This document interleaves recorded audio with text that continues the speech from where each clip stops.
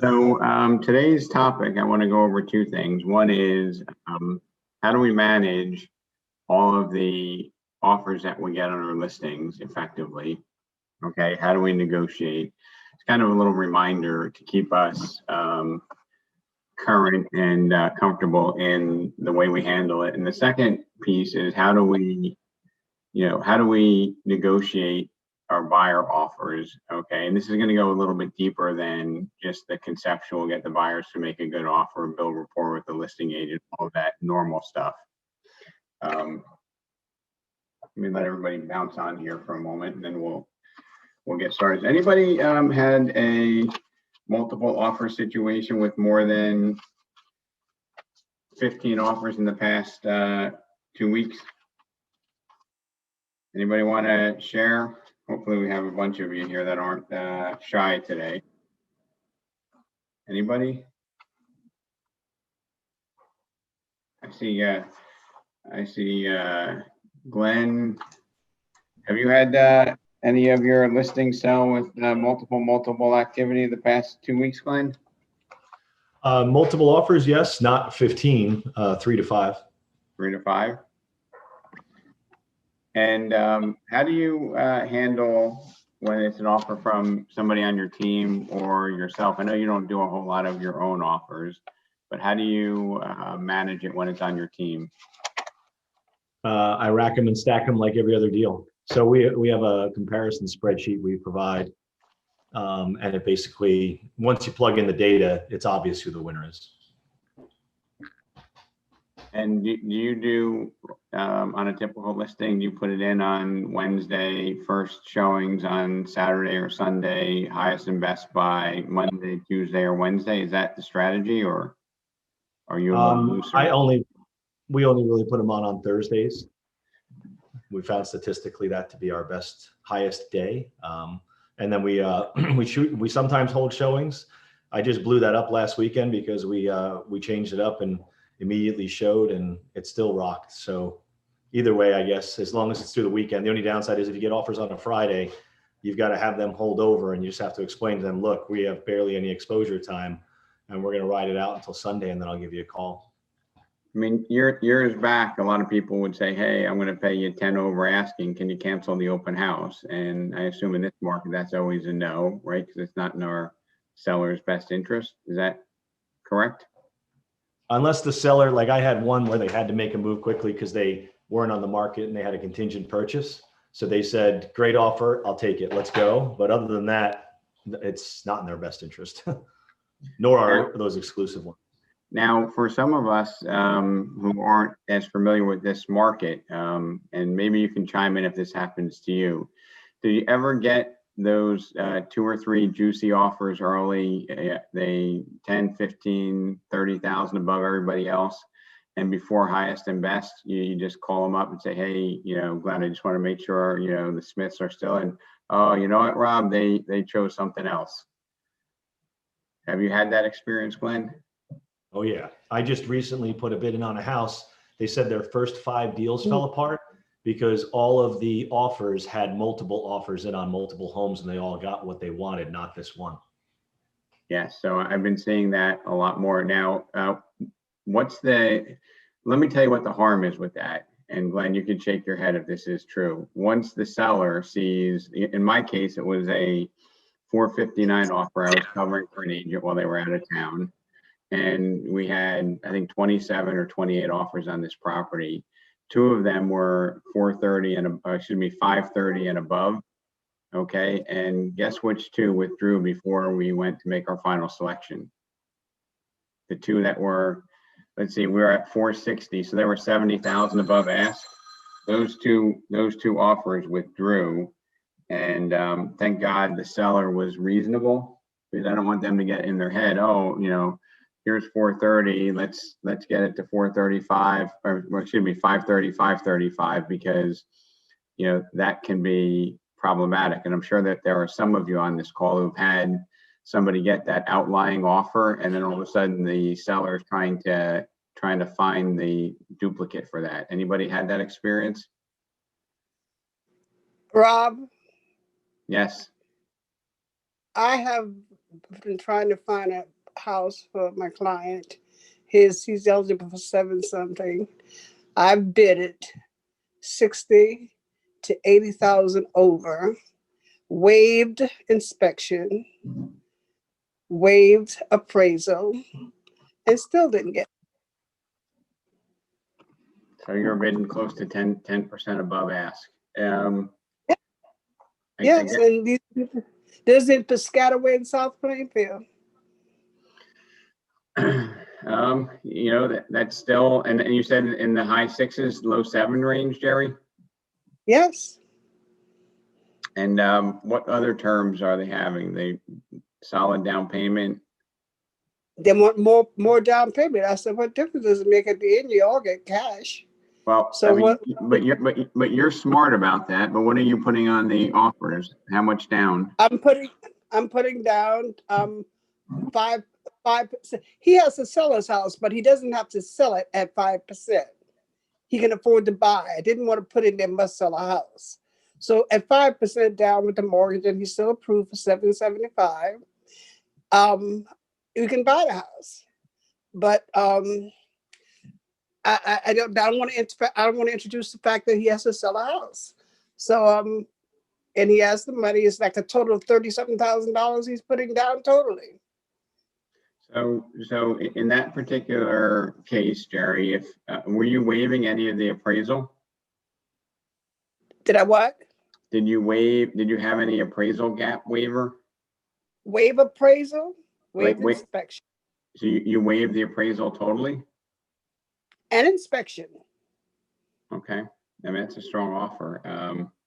You know, one of the things that I've seen from the people that didn't get it, there were some people that were like, hey, you know, do you mind if I ask, like, you know, what could I have done better, or you know, how far away was I, or where did I come in on the list of offers? And I think, you know, that's, you know, really helpful. You know, if you found out that you made an offer of 70,000 above and you came in fourth or you came in second, would probably help you guide your client to a better outcome the next time. Yep. And, Okay. and did you speak with the listing agent before you? I've tried to call. Yeah, I spoke to him a couple of times, and I've tried to call him since because he put it on the contract and he didn't call me back. So I don't know what his offer was. I was really, I left a message with him. I thought that was disrespectful, but yeah, but that's what I've been dealing with, trying to find a client. This is in Edison. I'm looking in Edison, Piscataway, and South Plainfield.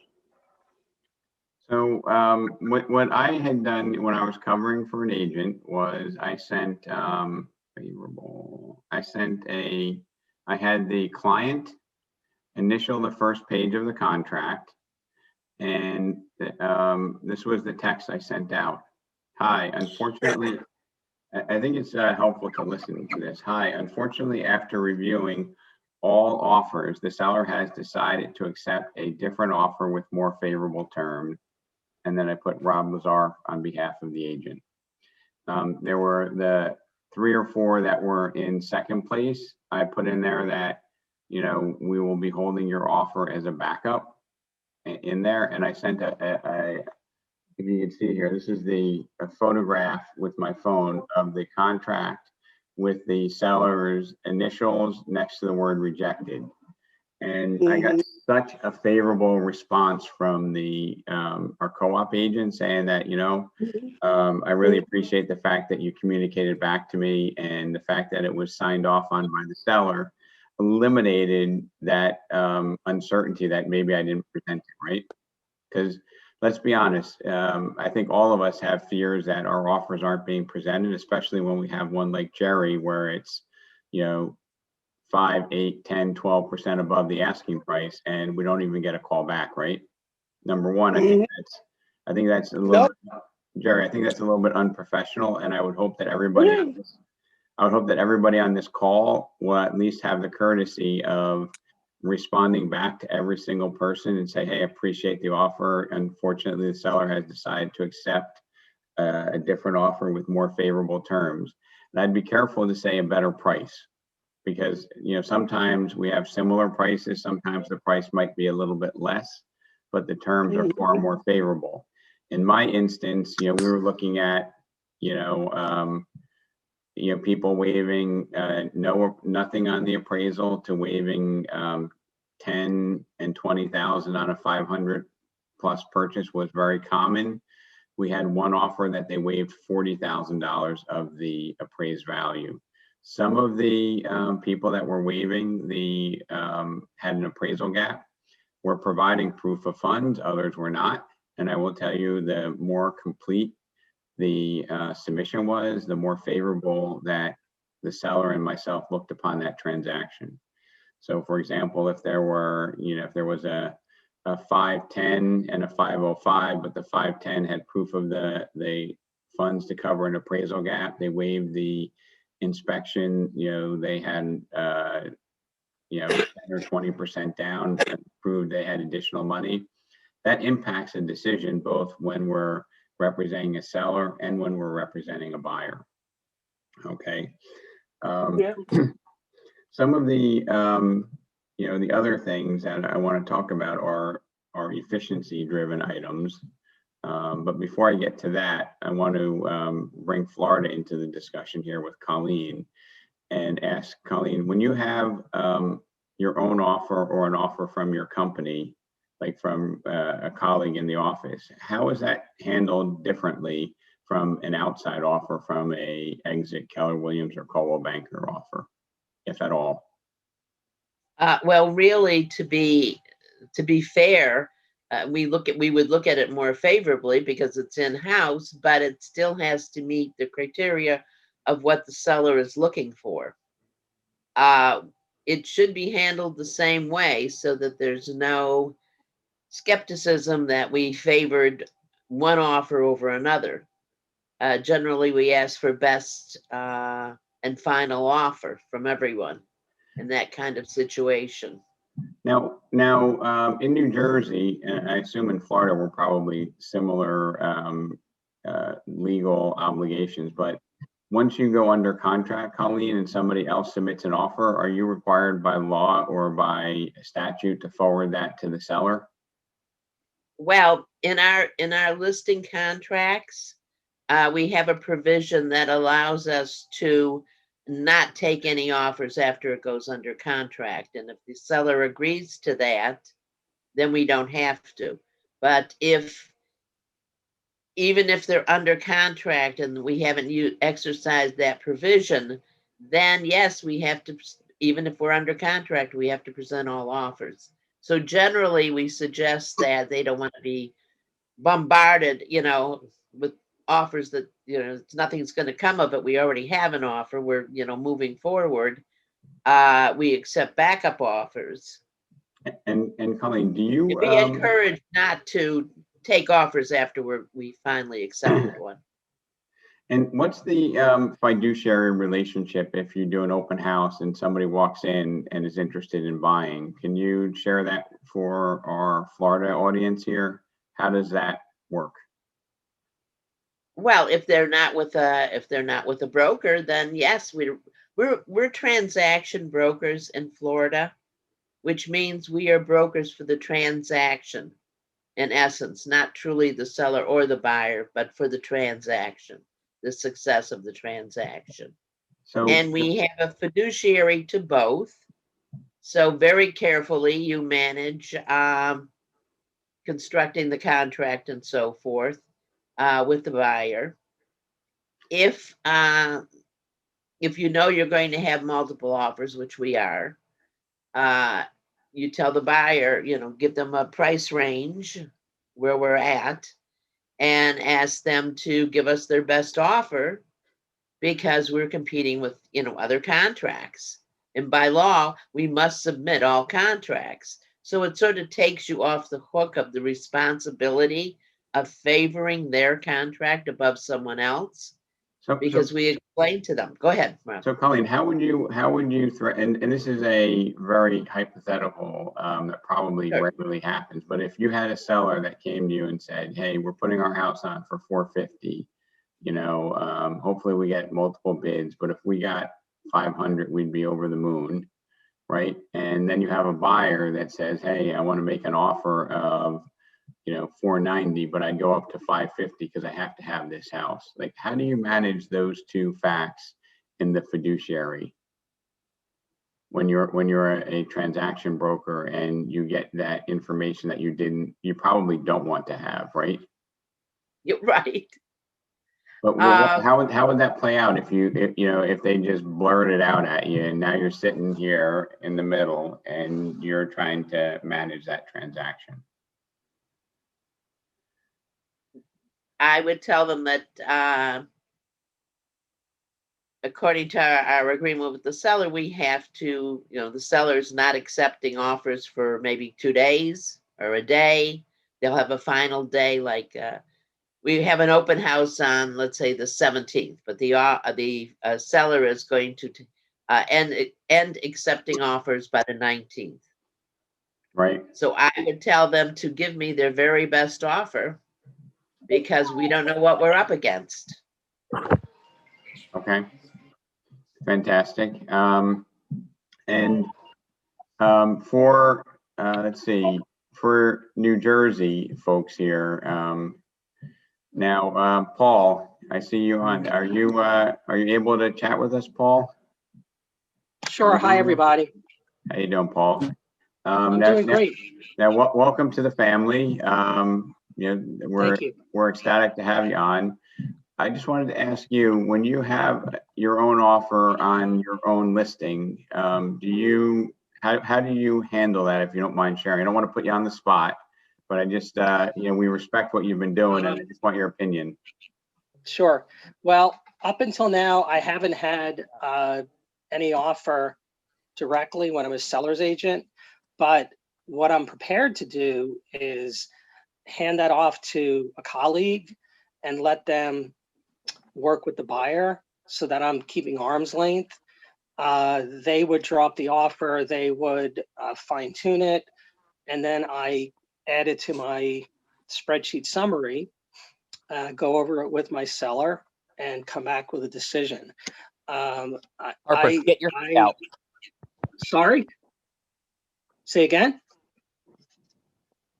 Hold on, somebody had a question and I couldn't hear it. Sure.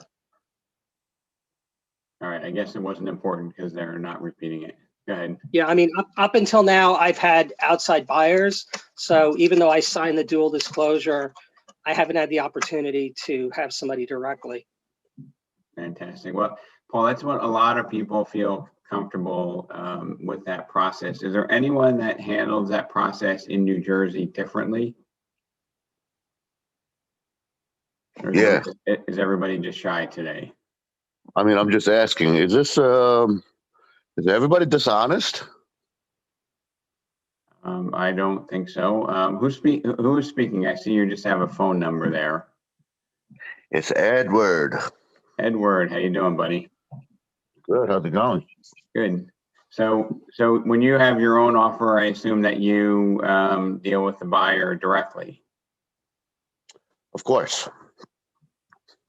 And most people, I mean, I'm not gonna lie, I do my best I can to get my offer accepted over others. And I don't even know if I'm allowed to say this out loud, but yes, I do guide my buyers to get to where they need to get the offer accepted. And I thought everybody did that. So I don't know if people are lying or if people are just, if people are being honest.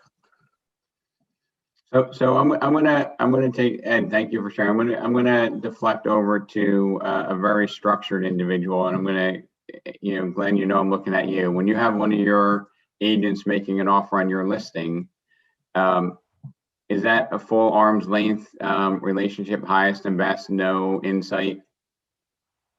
Yes, they get what everyone else gets. They get what everyone else gets.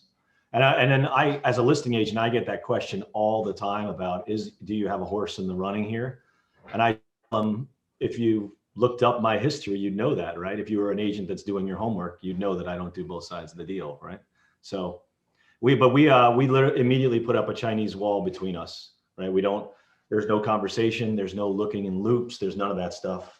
the admins aren't allowed to discuss any deals between the two agents either. So it seems like a lot of people feel in their comfort zone, and in terms of the requirement for us to deal, even though they're not our clients, we have to deal in good faith and honestly with everybody. So, I think if you do if you go to your buyer and say, hey, I have all my offers, if you come $1,000 of the best offer without seller's input, or even to some extent might be playing the edge a bit. But I think in terms of presenting offers, you're not required by law, you're not required by insurance requirements to have your manager or colleague present the offers on your own listings. And just wanted to be clear with that. I see, Jay, you have a hand up, or you just? I do, Rob. So what I got in the habit of doing is having people send offers to my broker, right? If there was the potential of me having, so in an effort to try to get people to be secure in the fact that I'm not biasing the results, I would say, okay, you're sending the offers to me and my broker, so that, I would always get Jen involved or Tiffany involved in receiving the offers, so that, at least my broker was aware of what was going on, so that we can't have any impropriety, just to cover myself and to say, hey, listen, if our offer is accepted, it's based on, and that way everybody understood that I wasn't trying to bias the results in my own favor. Does that make sense? It does, and I think that it gives the appearance of more transparency. But I can tell you from firsthand, I know that there are schemes where that's just an image that they portray, and not the reality with some of the other brokerages, and we probably all know who they are. So that's not a fail-safe, Jay, and I appreciate that you go through that extra effort to make sure it appears to be what it is, which is an honest negotiation. Well, the other piece of that puzzle, right, is that the majority of lawsuits, like 80% of lawsuits in real estate, are dual agency. So I'm just making the broker aware of it also, because there's an additional liability that's associated with it, right? From a financial and an insurance standpoint for you, the broker, you need to be aware of these things. Am I wrong? So I don't know. That's where most of the lawsuits in real estate come from. So I don't know if it would be 80%, but I would say the more severe exposure is when you are a disclosed dual agent, and those get scrutinized more often by the attorneys for certain. So let me just go back here. So when you have highest and best, right?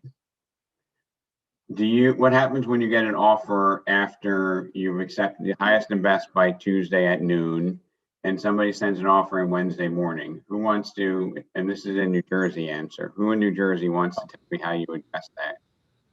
Backup offer. So backup offer, and what do you do with it, Anthony? You explain to them that time ran out. It's sitting with the attorney as a backup. If this falls through, we'll consider it.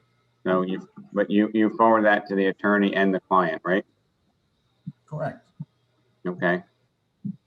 And that ultimately is a discussion that we have with the client as to how they want to handle it. That's usually written out and presented in attorney review, that any offer that comes in is going to be a backup after a certain cutoff point. Does anyone on this mastermind take the top 2 or 3 offers, and if one offer is the highest price and the other offer has an appraisal waiver, do you ever go back to one or the other offers after highest and best and say, hey, Eric Funk, we'd accept your offer if you'd waive $30,000 of the appraisal? does Yes. anybody do that as a seller's agent when you're representing sellers? Yes. Eric does. Who else does? Yeah. I do.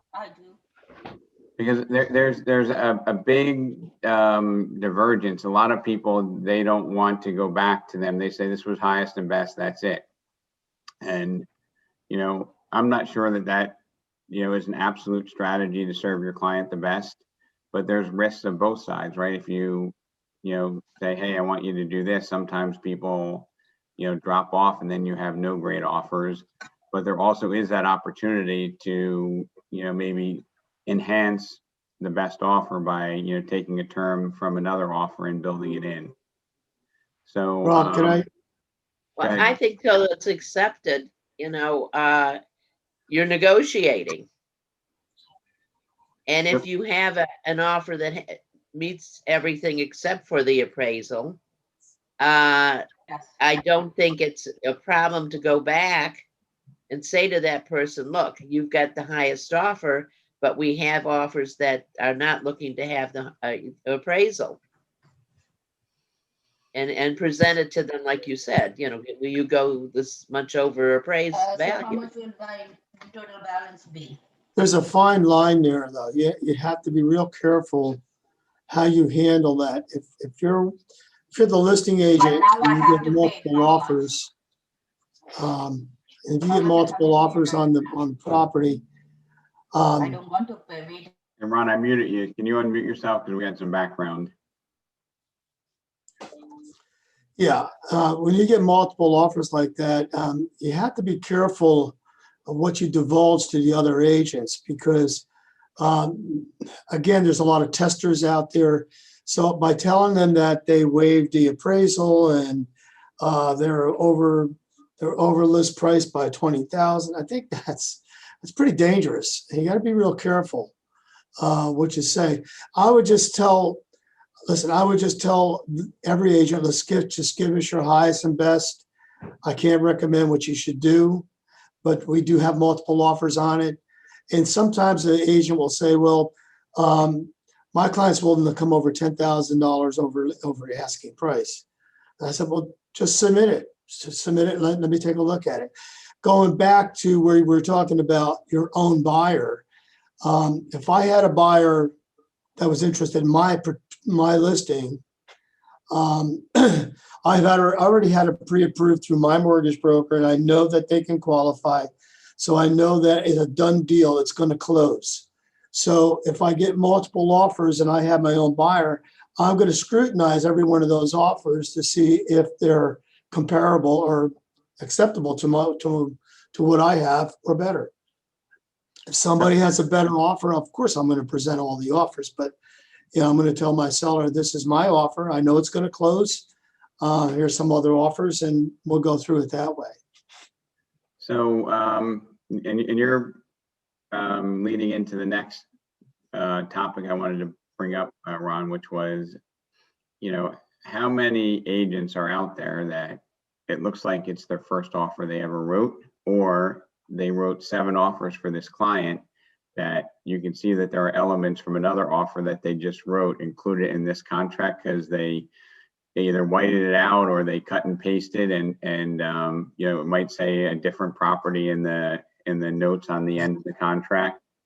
How does that influence, how we review contracts? I want to get some opinions before I put mine out there. Rob, I'll interject there. So oftentimes when I get multiple offers, you'll get an offer that you look at and you say to yourself, what did this person think when they wrote it? Like, did their broker get involved? I'll actually come back and say to them, hey, here's the lines that you need to fix. And I'd suggest you talk to your broker about them. But of course, I'm going to relay that if they're a train wreck now, they're going to be a train wreck later to my seller, right? Like they can't get the paperwork right. What else are they going to get right? Right. And I'm not being nitpicky about the nits and nats, talking about simple things like dates and prices, like their calculations not being correct. Those are all indications that, technically there's something up. They might be inept. Yeah. Problem now, problem later. So I would say that you'd be very right to discriminate negatively against offers that are not written correctly. And also reputation of lenders and agents, factor in. I know, like, if you were to get a pre-approval from, your preferred lender, or if we get a pre-approval and it's signed by, Matt or Bruce, like, we're like, hey, Matt, this guy's solid, Bruce, is this person solid? That stacks in the negotiation when you have that conversation on how do you best serve your homeowner or your seller, correct? Yeah. And this isn't, you missed an addendum, because anyone can do that, right? It's a simple mistake. This is literally writing the contract. Like, so I have to relay that message. And we have a comment box at the bottom that just gives a synopsis of how things went with the person, so that they have full transparency on our side with the seller. And one question for you, Rob, and maybe you can answer it somewhere along the line. When we have, when we're having discussions during the highest and best, we are permitted to say anything that our clients give us permission to say, right? As long as it's not a prohibited conversation, like, oh, this is a nice Jewish couple looking to buy in your neighbor, like those things would be explicitly prohibited. But I think what pricing, like if they say, you can say we're at this price or above, we can say that if they give us permission to, right? Correct. Yes, and that is the second part of that, is if they give you permission to say, hey, Anthony, we already have an offer of, $550. We just want you to know that before you come in with your highest and best. Yeah, we can do the same thing in Florida. It's almost respectful to the other agents out there, so they're not writing things that have no potential whatsoever if they're that far out of the game, right? It's almost so I ask all my clients that question, but I think you have to be cautious about, if you can't do that on Friday of the listing, right? Because you don't want to have someone not write anything. But if you're in a highest and best situation, give them some guidance. I mean, get them to where and of course you're going to get them higher, hopefully, than you ever imagined. So, but if you don't share that, I mean, if you don't get explicit permission from your client, what can happen is they can say that, my friend's agent didn't submit an offer because they told me that they already had a 550 and we could have had people bidding. So, like, there's a absolute requirement to be transparent and get explicit permission to do that. But I think, I like that concept, Glenn, for multiple reasons, but you do have to get the client's explicit. Get it in writing. Get it in writing. Yeah, I always do it in a text or an email, so that's the easiest way to make sure, just to confirm our discussion. Boom. Yeah. Even if it's a text, you can bring it into Dotloop as well, just for safety reasons. So I hope some of these things are helpful for us to process how we. Question as like this is a homeowner. What's the relevance of having to say highest and best? Why wouldn't you just say we're stopping all offers at 5, and that way, you could always go back to them and eliminate that piece there. Like, what's the highest and best point to make it clear? If there's 900 people making an offer and I'm making an offer, pretty clear to me that I don't want to go into my lowest and worst. I mean, what's the big dynamic with having to use those words? Well, I think historically, Bruce, clients were used to making an offer and then they would get a counter offer, right? And if you're getting 5, 10, 27 offers, you don't want to go back and forth with 27 clients. So you're like, look, highest and best due by Wednesday at 5 p.m. But it gives you the opportunity to go back to the couple highest without having this whole highest and best weird thing where you did something wrong. So Bruce, when you say highest and best, you still can go back to them, right? You can say, hey, you know what? And I want to, let me just see here. Eddie Torres, are you able to talk? I see you're on there.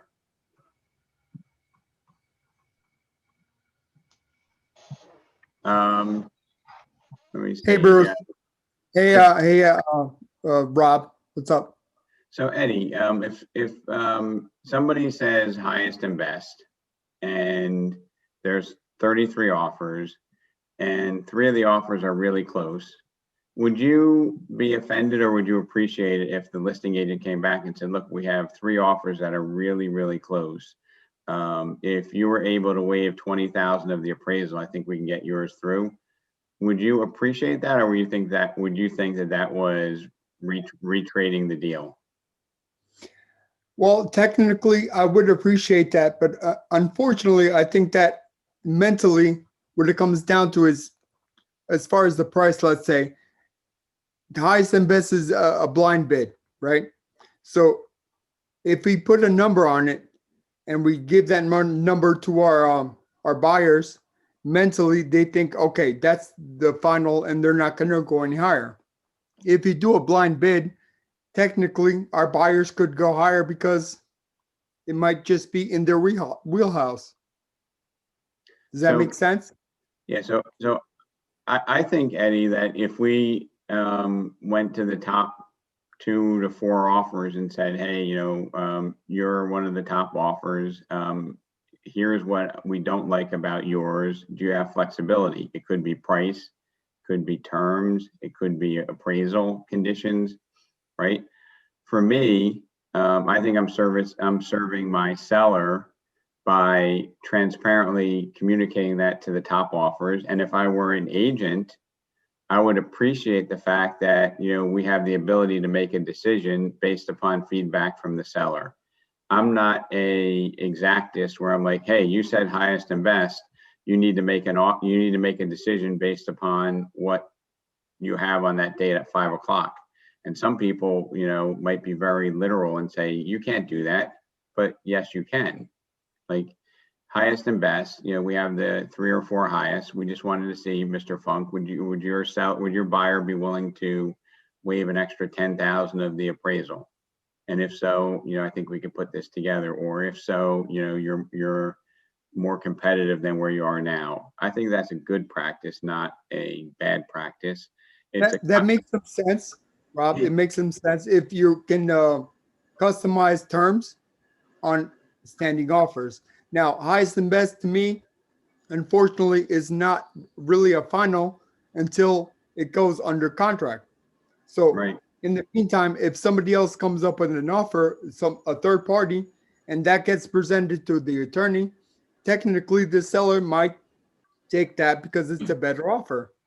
Is there somebody that wants to take the opposite side of this, that offends them if I came back to the top 2 to 4 offers and gave them feedback based upon the seller's permission to do so? Does anyone take exception to that? I'll stick my neck out and say yes, because what happens to number 5 through number X? Why cut it off at 4? Why not say 10? And I know that a best and a highest and best is arbitrary, because if I miss the deadline by 2 hours, they still have to show that offer to their buyer. But I guess what I would find objectionable is, I'm sorry. I mean, on the buyer's side, if I were agent number 5 and somehow found out through the small industry that we're in that they went back and did a second round, I may think twice about the seller's agent, and next time kind of following up. So yeah, on the buy side, sure. So Paul, I'm this literally in the past 2 weeks I had to cover for 2 agents, and I had to go meet their clients and present offers. So this is a real life Rob experience that occurred. And when you have 27 offers, right, you're going to look at, I'm going to make up arbitrary numbers. Let's say that it was, the list price was $750, and we had some that were $795, $800. Then we had 4 of them that were $810, $815, $815, and $820. Those are all competitive. The $820 might have been, a 5% down, right? And the $810 might have been a cash offer, right? But the cash offer might still say it has to appraise for values. So you have all these different terms that we need to communicate, right? And we need to process so that the client, the ultimate decision maker, can make it based upon the best information. And I would say the factors that you consider are, risks, appraisal risk, right? Financing risk, home inspection risk, right? Ability to close.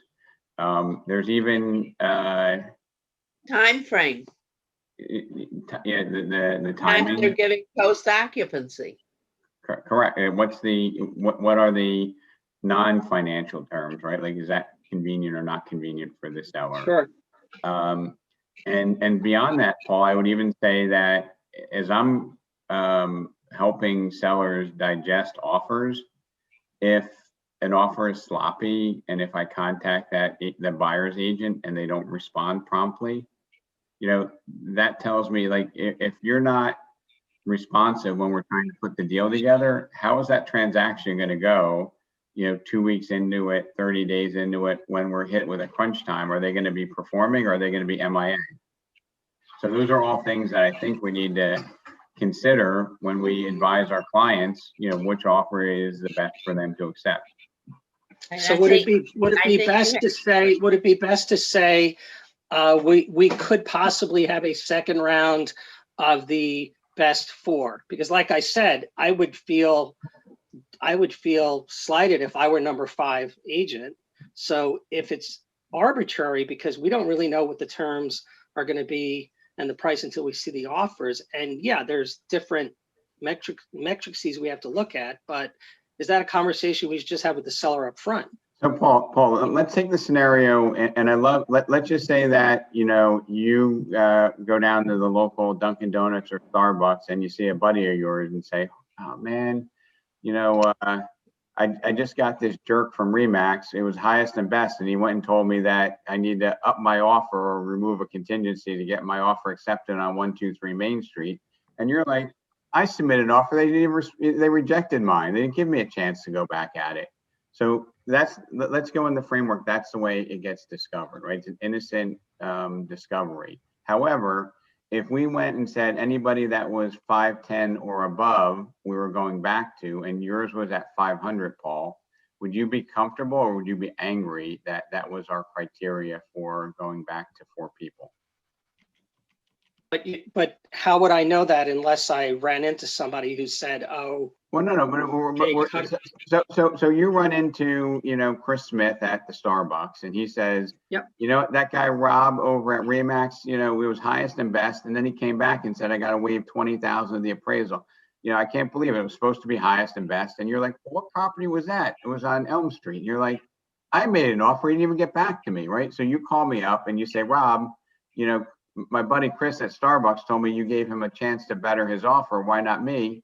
And I went to you, Paul, and I said, Paul, all offers 510 and above, the seller advised me to call back and see, how would you feel with that? Well, that's transparency. So that's fine. That's fine. So I think this was a healthy exercise because it wasn't a rant. It wasn't like, oh, I like Paul or I don't like Chris. That's how I responded. Everybody that was at this threshold, these were the ones that were the top 3 or 4 or 2, and we went back to them. So I personally think that that's a best practice for the industry and for our clients. So, sure. The assumption is getting back to what one of my colleagues earlier said, that the seller's agent would actually take my call, because I've had situations where I've called after I've lost to try to get some info and they never get back to me. So Paul, you're right. I completely agree. So Paul, what if you had the seller initial or sign and just say declined on the front page where it had the price? I highlight the seller's signature, I take a picture of it and I text it out and I say, hi, and I didn't even put the name because there were so many of them. Hi, unfortunately, after reviewing all offers, the seller has decided to accept a different offer with more favorable terms. And when I was working with this agent, I said at a better price, right? And the agent was adamant, and I agree with her and I thank her, because sometimes we might accept an offer. And in one case, we accepted an offer for 510 with the buyer paying $2,000 towards the buyer's closing costs, waiving everything, right? Waiving inspection and waiving appraisal. And we did have a 515 offer, which was waiving 10,000 of the appraisal, okay, and had a mortgage contingency with 20% down. So there, the seller and I, we looked at it, we said, look, it's a $3,000 difference, but what if there's an appraisal issue? And what if there's a home inspection issue? Are we better off taking $3,000 net less? So the agent was very appropriate for them to say more favorable terms, because as the broker or as the Yeah. owner, I've gotten calls from other agents saying, Rob, Joe Smith over at your office in X town, didn't present my offer because I see it closed at 540 and we had a 560 offer, or we had a 550 offer, right? And they automatically assume that we didn't present it, right? But they don't understand what could have happened, right?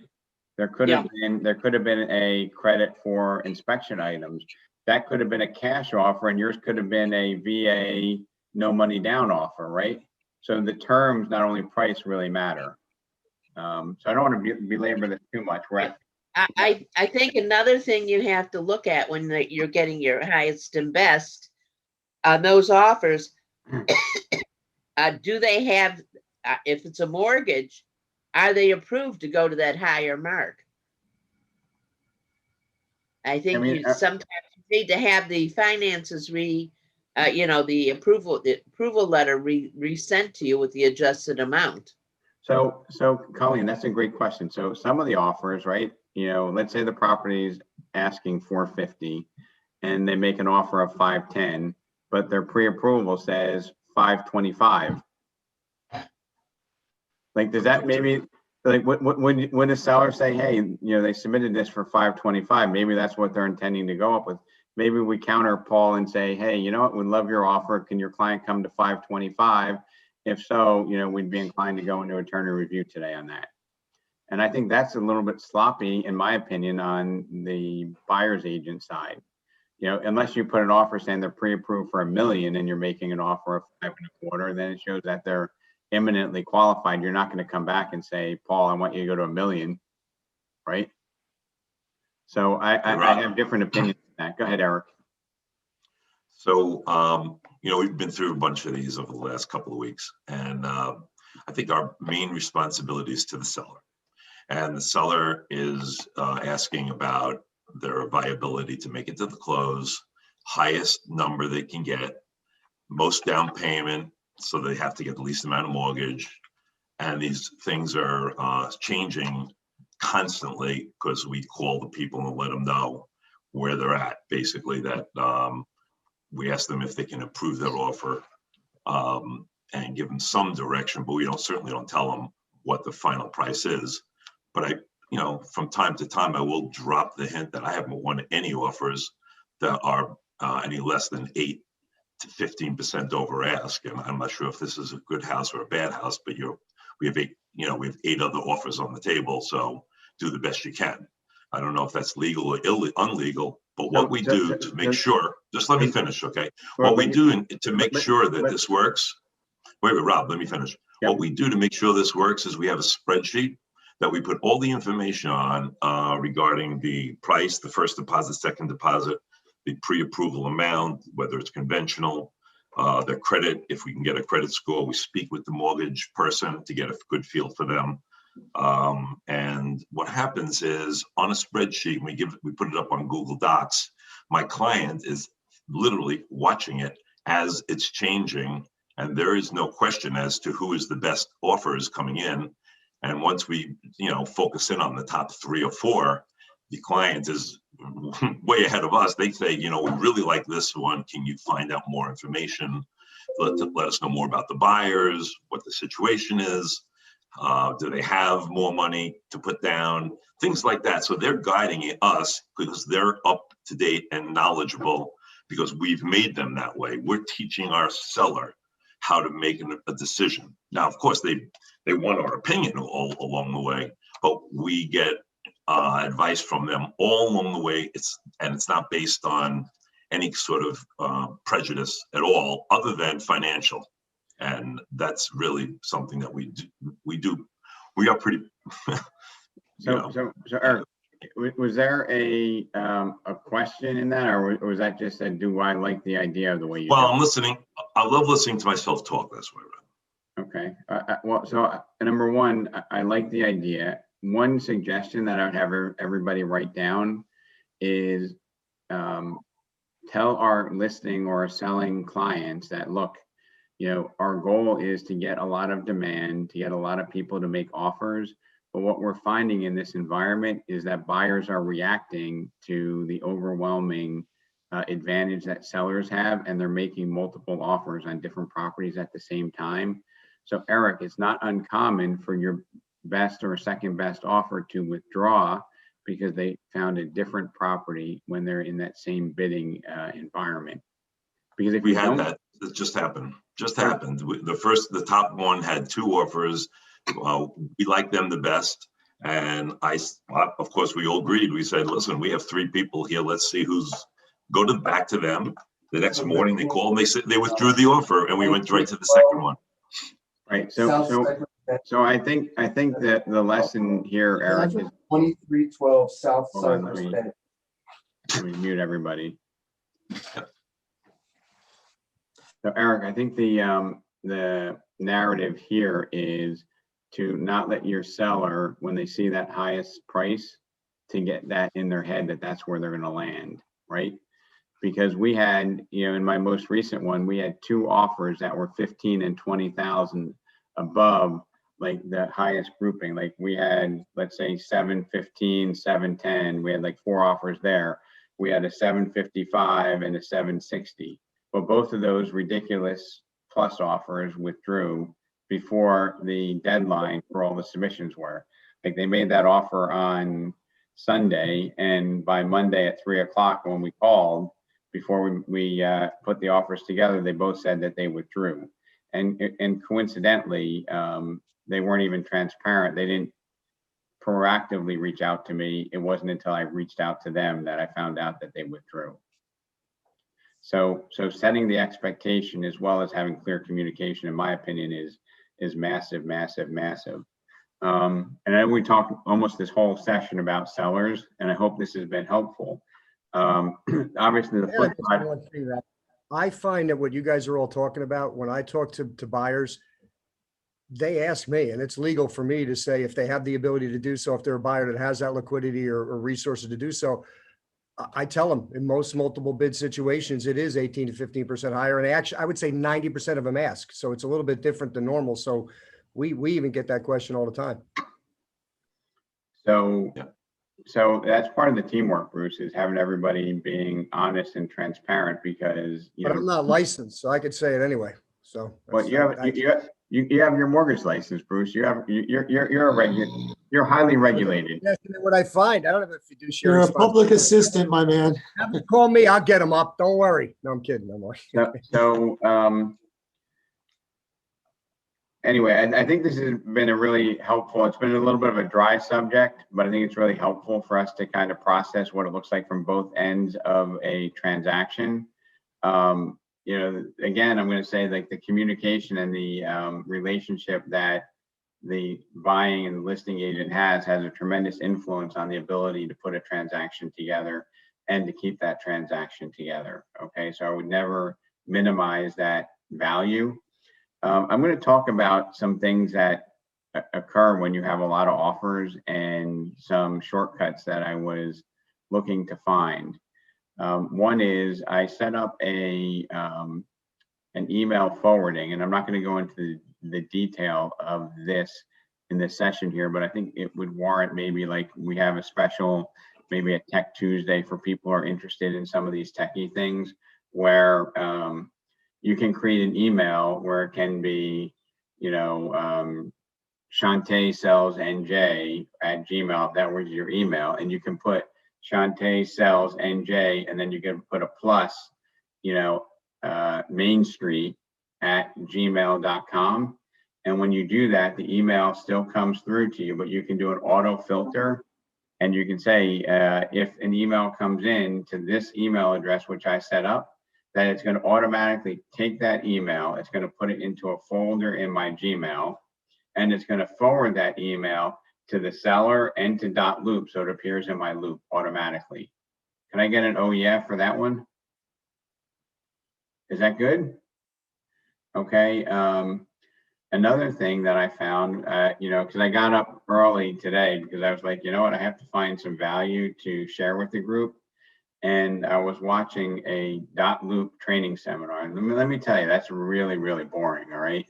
But there are some cool things that I found on there. One is You can easily request your Zillow review through Loop because they're owned by the same company, and they're probably going to see it and handle it. Number two is, who knows about something on Loop called hotkeys? Anybody know what a hotkey is? Anyone? We have like almost 80 people. We have exactly 80 people on the call. Nobody knows what a hotkey is. Okay. When you get an offer from a client and you want to have your seller accept it, right? What do you do in Loop? I'm going to go to Maria Delafera. So you have an offer that gets accepted, right? You want to accept it. You have a PDF. How do you get your homeowner to sign that? Well, in Loop, I add signatures, I add initials, and I send it to the seller to DocuSign. To Loop sign. Now, up until yesterday, I would go up to the top where it says add signature, then you drag it. Right. There, right? Then you have to assign it to the buyer, or to the seller, right? The seller, right? Did you know? Hold on, Maria. I don't think anybody knew this, but I learned this at 6 a.m. watching my little Loop training. You can create a shortcut, and it's called a hotkey, where you can go in, right? You can add a signature or a initial. So every page gets initialed. Yes. You can add an initial, right? And let's say I have two sellers. Let's say I have Shantae and Eric are the sellers. I can add an initial for Shantae. I can go to the next page. I can do Control-Alt-V, and it will add it, and it will already have Shantae assigned to it. And I can go through, and then I can put Eric, and then I can just do Control-V to every page instead of having to go add signature, assign. Cool. Is that hold on? Is that awesome for us nerds here, right? Of course. Now I can teach that to the whole company. Cool. Thank you. Hold on, wait. There's more. Oh, more. I feel like an infomercial here. Now we have a standard contract in New Jersey, right? And on the bottom there's an initial on every page, right? Right. And there's a signature on a certain spot on every page, right? So you can create a template where you can take your PDF, right? And you can assign this template, and on the bottom of every page, it will auto put the signatures on there without you having to even do the hotkeys. How awesome is that? Wow. Okay. Well, I have a lot to learn over the weekend. Now wait, there's more. Oh, more. Because sometimes when you get the facts, right, it's not exactly in the same page on each one, right? Right. So if you have that template, right, you can highlight one page and you can shift it up so that the signatures and the initials land on it, and it will auto populate on all the other pages. So like if there's an extra inch gap on the bottom, you highlight it, you move the template up an inch on each page, and then it should automatically correct that on every page if all the pages have like an inch gap on the bottom. It's pretty cool. Rob, you got to get a life. But wait, Maria, there's more. But wait, I was on that same call. There's more. Okay, hold on. You start painting the screen bolt with Flex Steel, I'm never coming on again anymore. That's it. Guess what I'm But this doing all one's weekend. really. Oh, this one's gonna really tickle Maria's fancy though. But there's one more. Hold on. One more. We just take the class, Rob. Fazia, what's the one more? Yeah. So the one more was the auto. You can now produce your own commissions, and the agents can see their commissions and where they're tracking. And there's the checklist now for all the buyers and sellers that auto-populate their information. Oh boy, I got a lot of learning to do this weekend. Good thing it's raining. Rob. But in all honesty, I think this and maybe before the end of the summer, before we get into the summer season, Maria, we can do a Tech Tuesday and maybe have like a 1 hour, awesome 1 hour webinar with things that are going to just save us time, because we have 80 people on this call. If I can save 80 people a half an hour on every listing, right? Or maybe even an hour with all this redundant stuff, I mean, Yep. think about all the extra time we have to either enjoy our life or to do more business, right? So this stuff is pretty cool. Maria, maybe you and I can host the first one on Tuesday at 10 o'clock. We'll send something out. Absolutely. And it's going to be designed to help make us all a little bit more efficient. And, you know, I just think it's really cool. And the email forwarding is incredible. Oh, that's awesome. I teach that all the time. I haven't set that up, but it's email forwarding and IFTTT. If this, then that is the way that you do it. So if it's an email that has plus Main Street on it, then you're going to automatically take that email. It's not going to go in your inbox. It's automatically go in your folder for Main Street. It's automatically going to forward to the .loop contact that you created, which will automatically import it into .loop, and it will automatically forward to the seller, so you're never out of compliance. Yep. So if this, then that. So Tuesday, I'm going to send an email out to everybody. If you're interested, it's going to be some tech tips on how to simplify your life, streamline .loop. And after this week, I want to do that for experts in different MLSs, because as I see how agents utilize the MLS, I think there are a lot of agents that are wicked smart and have some really great shortcuts that they could share with us. And I think that that shouldn't be a secret for us. That should be shared with everybody. And when you share, you get back feedback that will help us all out. So if you're an expert in a particular MLS, you know, sharing some of those things that you think might be basic would be really valuable to our group as a whole. And especially if we create a library for, you know, somebody from Tinton Falls when they want to do a transaction in Garden State MLS. Maria, do your agents go ick at GSMLS? Is that what they say? Yes. Right, and us folks here north of the Raritan River go, Monmouth MLS. That's really complicated. And I will say, universally, everybody goes yuck to the Central Jersey MLS. Anybody like the CJ MLS? No, no one. You like it, Shantae? Hey, Rob, we should do a Tech Tuesday. All right. Week. I'm game for that. I don't want to run out of bullets, but I think we have so many smart people here doing so many amazing things that, you know, we can fill up Tuesdays until the end of time. Yep. And once we fill it up, then everything changes. So we got to come back to it. I hope. Actually, Remax itself does a Tech Tuesday also. That's on the Max Center products. Yes. Yes. So I hope everybody found this helpful. I know it was dry material, but I think it's stuff that we need to hear. We need to get opinions on, and it'll help us better serve our clients and maybe work a little bit more efficiently. So have a productive weekend, everybody, and look forward for that Text Tuesday email. I'm sorry, Maria, for giving you work. You thought when you did the sales rally you were done, but sorry about that. I guess I'm not. Thank you, guys. Bye. Have a great weekend, everybody. Bye-bye. Thank you. Bye.